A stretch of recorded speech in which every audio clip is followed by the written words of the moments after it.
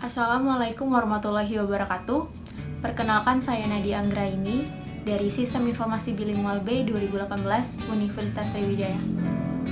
Pada kesempatan kali ini, saya ingin mempresentasikan mengenai materi-materi yang telah saya pelajari untuk memenuhi tugas UAS mata kuliah Manajemen Proyek Sistem Informasi. Berikut penjelasannya. Baik, langsung saja saya akan mulai menjelaskan mengenai materi yang telah saya rangkum untuk tugas MPSI. Jadi, ada 3 materi utama yang akan saya sampaikan kali ini. Yang pertama ada penjadwalan proyek, yang kedua ada resiko proyek, dan yang ketiga ada term of reference atau TOR. Materi yang pertama yaitu penjadwalan proyek. Penjadwalan proyek adalah kegiatan menetapkan jangka waktu kegiatan proyek yang harus diselesaikan, bahan baku, tenaga kerja, serta waktu yang dibutuhkan oleh setiap aktivitas. Manfaat penjadwalan proyek. Penjadwalan dibutuhkan untuk membantu menunjukkan hubungan tiap kegiatan lainnya dan terhadap keseluruhan proyek. Kemudian mengidentifikasikan hubungan yang harus didahulukan di antara kegiatan, menunjukkan perkiraan biaya dan waktu yang realistis untuk setiap kegiatan, serta membangun penggunaan sumber daya seperti tenaga kerja, uang, dan sumber daya lainnya dengan cara hal-hal kritis pada proyek. Faktor dalam penjadwalan proyek. Faktor-faktor yang harus dipertimbangkan dalam membuat jadwal pelaksanaan proyek yaitu kebutuhan dan fungsi proyek tersebut. Dengan selesainya proyek itu, proyek diharapkan dapat dimanfaatkan sesuai dengan waktu yang sudah ditentukan. Kemudian keterkaitannya dengan proyek berikutnya atau kelanjutan dari proyek selanjutnya. Alasan sosial politis lainnya apabila proyek tersebut milik pemerintah. Kondisi alam dan lokasi proyek, ketersediaan dan keterkaitan sumber daya material, peralatan, dan material pelengkap lainnya yang menunjang terwujudnya proyek tersebut. Kapasitas atau daya tampung area kerja proyek terhadap sumber daya yang dipergunakan selama operasional pelaksanaan berlangsung. Produktivitas sumber daya, peralatan proyek, dan tenaga kerja proyek selama operasional berlangsung dengan referensi dan perhitungan yang memenuhi aturan teknis. Kemudian, cuaca, musim, dan gejala lainnya juga menentukan serta referensi hari kerja yang efektif. Pendekatan penjadwalan proyek. Pendekatan yang lazim digunakan adalah diagram Gantt chart, PERT, dan juga CPM. Saya akan menjelaskannya satu persatu.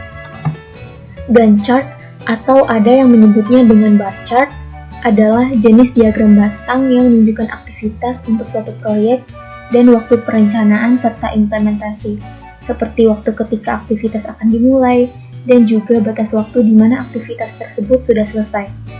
Secara umum, Gantt chart berfungsi untuk menggambarkan sebuah proyek atau kegiatan dengan diagram batang yang dibuat pada saat aktivitas akan dimulai dan kapan aktivitas akan berakhir. Yang kedua adalah PERT atau Program Evaluation and Review Technique. PERT adalah sebuah model pada manajemen proyek yang didesain untuk menganalisis dan mempresentasikan tiap pekerjaan dalam proyek. Diagram PERT dapat mempresentasikan urutan aktivitas atau kebergantungan antar aktivitas. Urutan tiap aktivitas tersebut dipresentasikan dalam bentuk diagram jaringan atau diagram tanah. Yang ketiga ada CPM atau Critical Path Method. CPM adalah metode analisis perancangan alur proyek dengan menggunakan perkiraan waktu tetap untuk setiap kegiatannya. CPM merupakan mode manajemen proyek yang mengutamakan biaya sebagai objek yang dianalisis. Artinya, tidak mempertimbangkan variasi waktu yang dapat terjadi dan dapat memiliki dampak yang besar terhadap target waktu penyelesaian sebuah proyek. Hal yang harus diperhatikan sebelum memulai suatu proyek adalah tujuan proyek. Jadi sebelum melakukan penjadwalan pada proyek, hendaklah mengetahui tujuan proyek serta sumber daya yang akan digunakan. Kemudian waktu penyelesaian yaitu tentukan apakah proyek yang ditangani sangat berpengaruh terhadap waktu penyelesaian atau tidak. Jika sangat berpengaruh, maka dalam pembuatan jadwalnya haruslah memperhitungkan matang-matang tiap kegiatannya sehingga tidak menghabiskan banyak waktu dan mempercepat kemajuan proyek. Yang ketiga, bekerja sama dengan ahli, artinya bila belum berpengalaman dalam membuat penjadwalan proyek, hendaklah kita bekerja sama dengan orang yang sudah memiliki pengalaman sebelumnya. Lebih baik lagi, bila orang yang diajak bekerja sama tersebut sudah pernah menangani proyek yang sama sebelumnya. Banyak tools yang bisa digunakan untuk membuat penjadwalan kegiatan proyek. Dalam video saya sebelumnya mengenai materi penjadwalan, saya menggunakan Microsoft Office Project untuk membuat penjadwalan proyek Sistem Informasi Bidang Obat pada UPT Puskesmas Bae. Berikut akan saya jelaskan dengan tampilan di Microsoft Office Project. Ini adalah tampilan dari Microsoft Office Project dalam pembuatan penjadwalan proyek Sistem Informasi Gudang Obat pada UPT Puskesmas Bae. Di sini terdapat dua halaman yang terpisah. Jadi yang di sebelah kiri ini adalah worksheet atau halaman kerja dan yang di sebelah kanan ini adalah Gantt chart-nya. Di sini kita menentukan kegiatan apa saja yang akan dilakukan, kemudian durasinya dan jadwal kapan mulai dan kapan selesai. Dan ini adalah Gantt chart-nya. Dapat dilihat, ini merupakan kegiatan-kegiatan yang disusun berdasarkan waktu yang telah kita isi di bagian worksheet.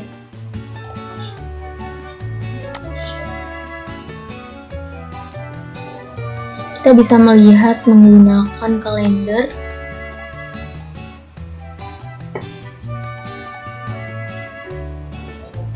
Dan kita bisa membuat laporan visual dengan cara klik laporan apa yang ingin kita buat dan klik view.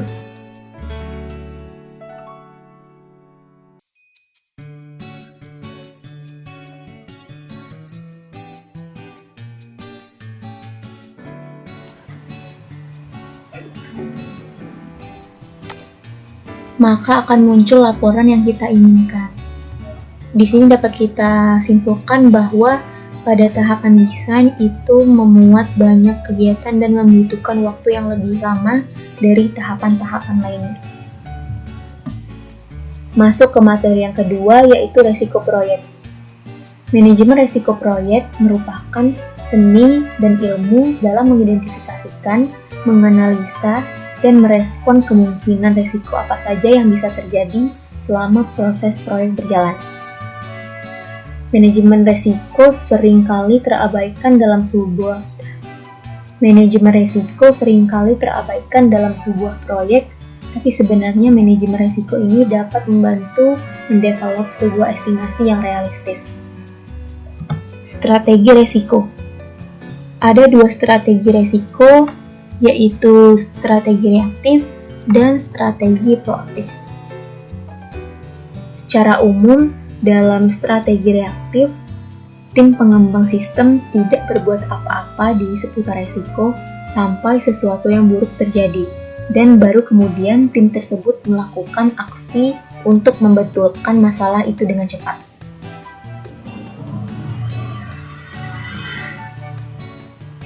Sedangkan strategi proaktif ini lebih memikirkan resiko sebelum kerja teknis diawali. Resiko potensial diidentifikasi, probabilitas dan pengaruh proyek diperkirakan dan diprioritaskan menurut kepentingan. Proses manajemen resiko proyek. Yang pertama ada risk management planning, yaitu memutuskan bagaimana cara merencanakan atau pendekatan untuk melakukan aktivitas manajemen risiko.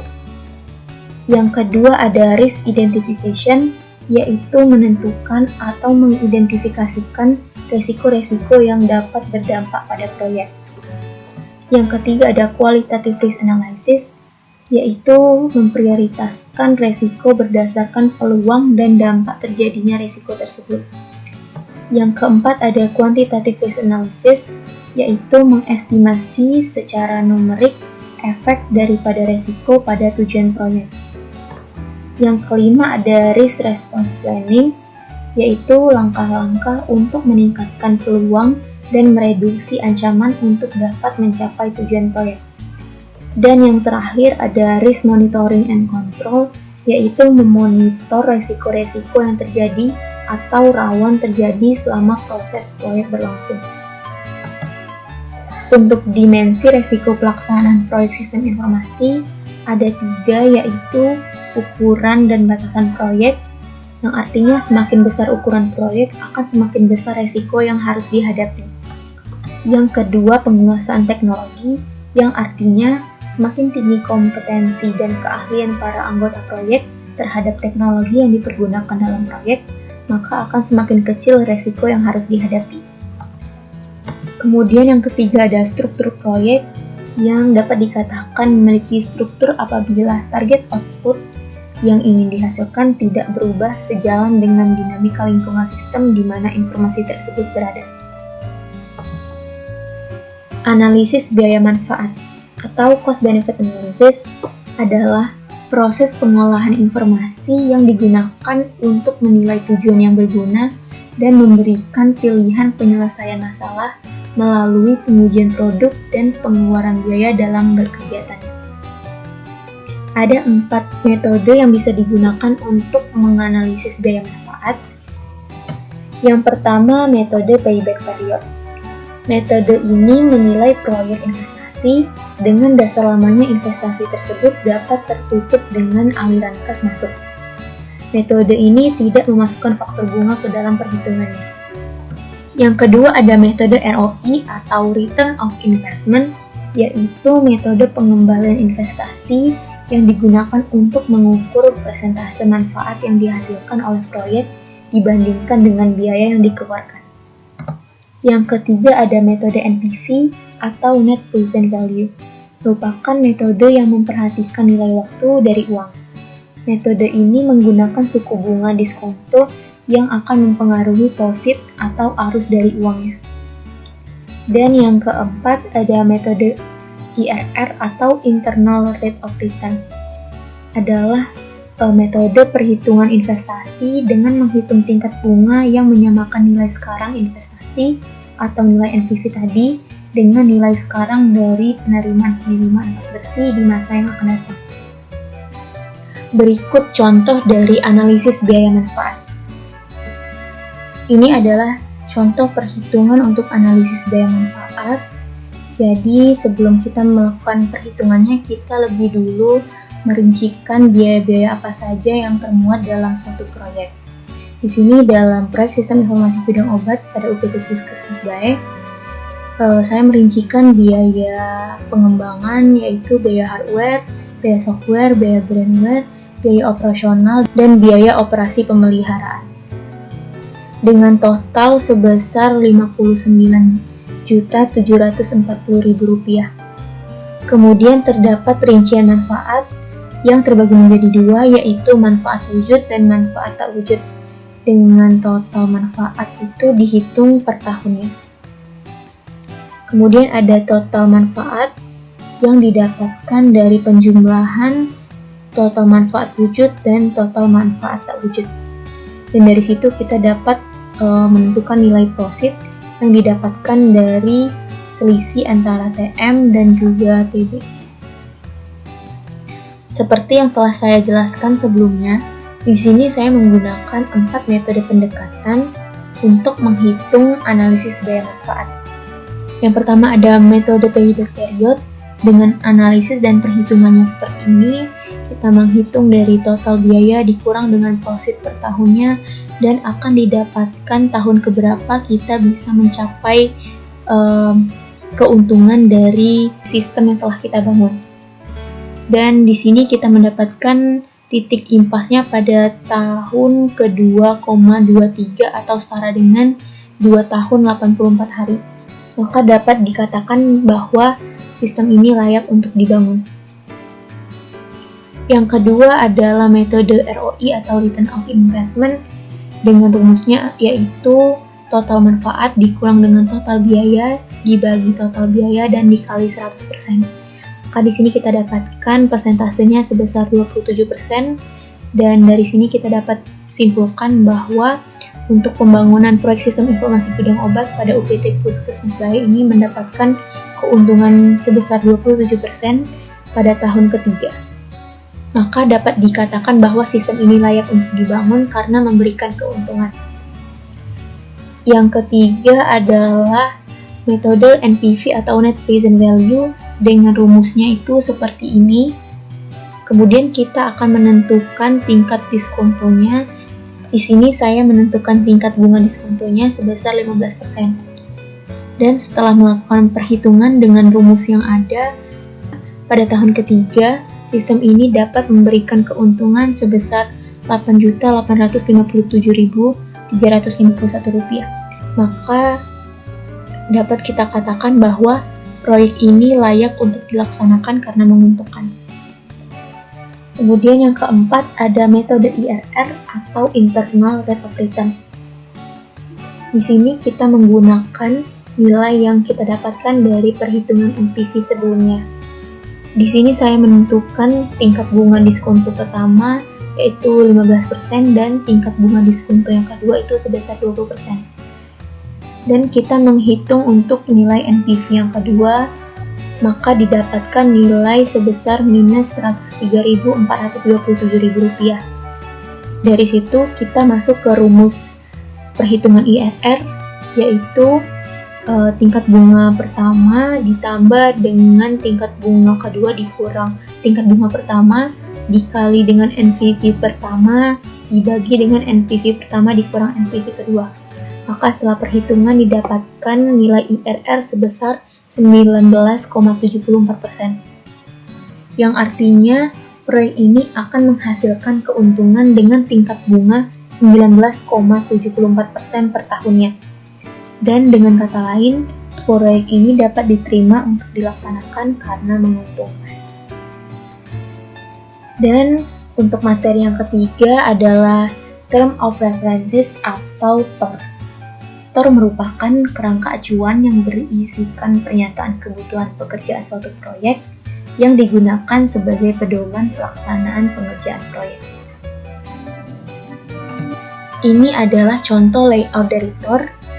Yang pertama adalah latar belakang, tujuan, sasaran atau manfaat, lingkup kegiatan, waktu dan jadwal kegiatan, kerangka pikir, metode, analisis data, dan outline pelaporan. Secara garis besar, TOR dapat dibagi menjadi 4 bagian. Yang pertama, memuat latar belakang, tujuan, ruang lingkup, dan kerangka pikir. Di bagian ini, kita harus mendeskripsikannya secara jelas, logis, singkat, lengkap, terarah, dan berhubungan. Bagian yang kedua adalah metode atau cara. Biasanya menggunakan beberapa cara yang saling menunjang satu dengan yang lain. Bagian yang ketiga adalah waktu dan jadwal. Ada beberapa yang harus diperhatikan seperti masalah yang sederhana tapi harus diperhitungkan dengan saksama. Kemudian memperhatikan hari libur, aturan setempat, beda waktu, jarak transportasi, musim, dan lain-lain. Kemudian biasanya membutuhkan waktu selama 6 bulan untuk sampai selesai laporan dan presentasi. Dan harus betul-betul disepakati dan diikuti mengenai waktu dan jadwal yang telah ditetapkan. Dan bagian yang keempat adalah analisis dan pelaporan. Di bagian ini terdapat beberapa aspek yang harus diperhatikan seperti analisis harus sudah jelas untuk tiap instrumen dan keseluruhan data. Pelaporan harus fokus pada TOR dan hasil-hasil analisisnya. Implikasi kebijakan dari hasil asesmen harus jelas, kemudian laporan berupa laporan lengkap dan policy paper, serta presentasi harus terfokus dan meyakinkan. Sekian penjelasan yang bisa saya sampaikan. Maaf bila ada kesalahan, baik lisan maupun tulisan. Kritik dan saran yang membangun sangat saya harapkan. Akhir kata saya ucapkan terima kasih. Wassalamualaikum warahmatullahi wabarakatuh.